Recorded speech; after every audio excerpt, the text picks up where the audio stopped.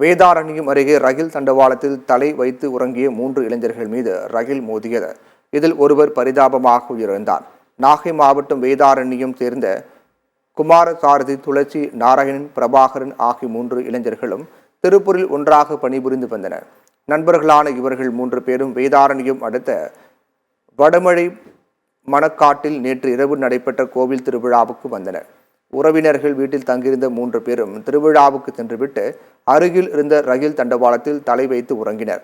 அப்போது திருத்துறைப்பூண்டியில் இருந்து அகஸ்தியன் பள்ளி நோக்கி சென்ற பயணிகள் ரயில் இன்று காலை 5 மணிக்கு 3 இளைஞர்கள் மீது மோதியது. இதில் குமாரசாரதி சம்பவ இடத்திலேயே தலைநசுங்கி உயிரிழந்தார். படுகாயம் அடைந்த துளசி, நாராயணன், பிரபாகரன் ஆகிய இருவரும் திருவாரூர் அரசு மருத்துவக் கல்லூரி மருத்துவமனையில் சிகிச்சை பெற்று வருகின்றனர். இந்த சம்பவம் குறித்து ரயில்வே போலீசார் விசாரணை நடத்தினர்.